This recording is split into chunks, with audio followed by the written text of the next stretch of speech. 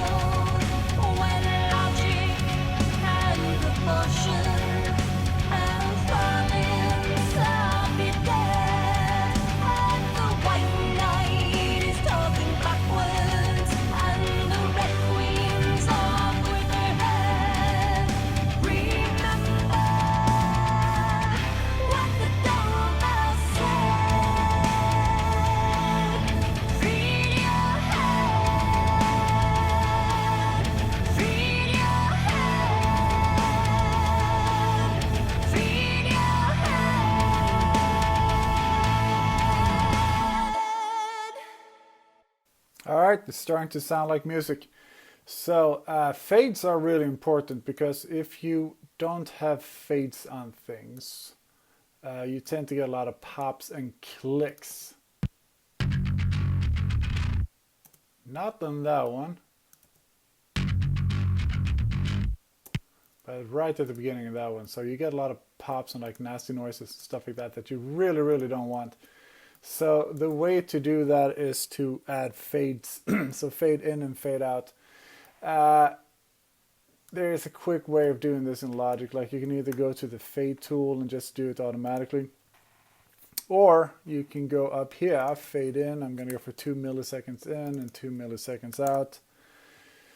It will take away all the pops and clicks, and your life will be much better for it, and your mixes will be much better for it. So this is something I'm going to do to everything, and it would be easy to just like mark the whole thing, right, and just in and out, but I can't because I have a ton of crossfades.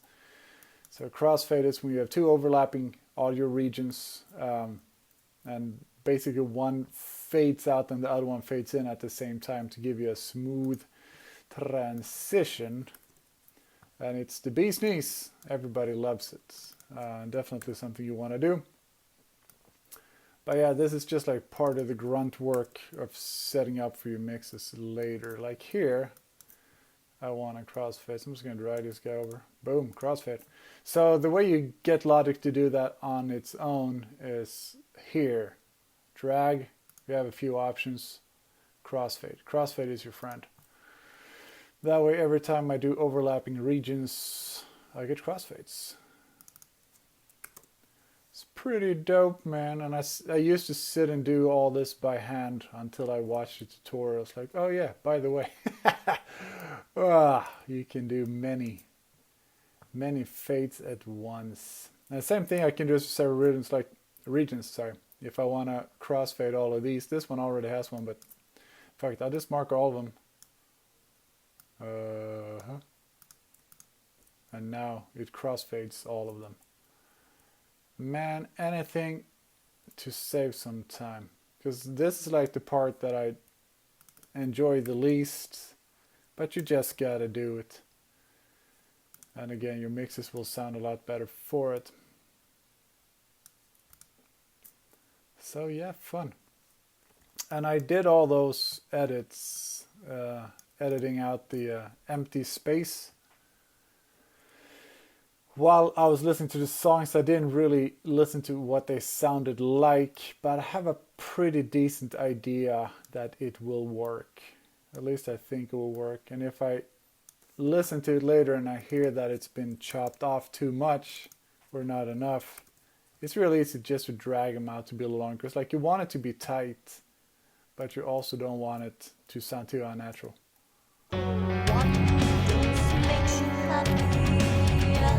So like here you can hear it, right? Especially in the guitars. There's a little bit of me letting go of my hand. Okay, I must have done that one before. Okay. And I feel like bass you can get away with it a little bit more because I don't find bass to be as like hand noise on a bass. I find to be way less annoying than hand noise. And you can actually see it, like all this here, that's me being a scratchy poo. Wish I had a built-in noise gate in my hands, but I don't. So that one is still a little much. That one's better, right? So all these are gonna bother me, so I'm just gonna... Alright, so it seems to be pretty consistent at least with how much annoying noise I'm making. And there you could really hear a pop, right? So that's where fades come in. So you don't have to sit and watch me do all this. I'm just gonna pop the fades on for now. Oh, by the way, if you've soloed a bunch, and then like unclick them, if you hold down Option, boom. So I put fade to black, Okay, let me see where I'm at. So it fades up to here. The reason I didn't do fades on these is because these have crossfades on them already, and that messes up the whole process. Hey, you should leave a comment if you, yeah, what you think, really. Is this turning out pretty cool? Would you have done it differently? Tell me how your day was. What's your favorite coffee? I just want someone to talk to. Picka picka bean, picka picka picka. Definitely sounds like a different song. So I always try to, like with the covers, sort of maintain the vibe of the song, but also make it our own. So hopefully I've managed to... Oh yeah, we have a guitar solo now. How about them apples? How about them apples? Typically I will do longer fades out on guitar solos, but we'll get to that when we get to that, because like a lot of times the solo will like bleed into the next part, like in this case.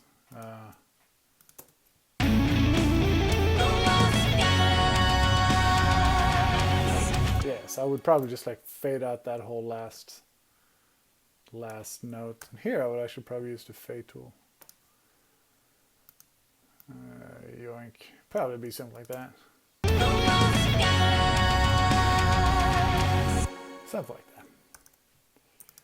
So, and all my ambient guitars and all that fun stuff, I'm just gonna fade in 2, fade out, let's do 10, they don't have to be as tight. And then I made sure like all regions, they start when they're supposed to start. Like you don't necessarily need to chop everything to the grid. I know a lot of metal guys like to do that because they want everything to be almost like as mechanical as possible. I like to make it, let it sound like it's still people playing, or like I'm a human being and I'm far from perfect in my playing. So I'm kind of cool with my parts not being perfect either. Like I try to get them pretty good. Like I said in one of the first videos. Can I live with this? So I try to always like be within that, but I also don't want to like quantize every fucking note I've played. So might as well just program it all in MIDI. Boy, oh boy, oh boy, oh boy, can we just like I find the synth stuff, like all this colorful stuff down here, it's all like keyboards and synthesizers. So they have no noise at all, which is cool. Like you don't have to worry about space in the audio files because they won't make any noise at all. I should probably just crossfade all of this. So I'm just going to pull these from right to left. Doesn't matter at all which direction you go.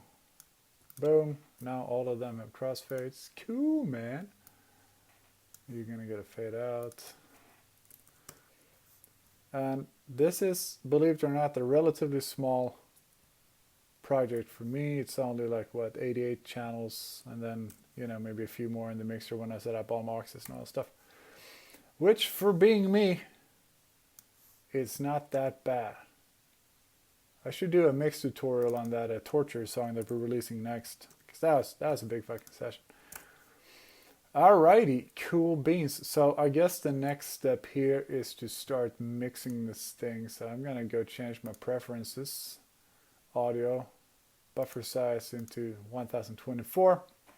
That's basically, the computer has way more time to think about all the processing that's about to happen, because this is where I start adding all the plugs and stuff.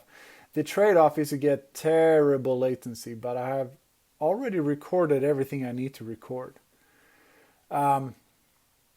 So I don't have to do any real-time inputs anymore. So, you know, latency doesn't bother me, so I can might as well just give the computer more time to think, and I will get less of the, you know, the system being too slow to process everything that's going on. But yeah, I think that's it for now. I will see you guys in the next video where I will start mixing. Yeah, awesome. Catch you guys later.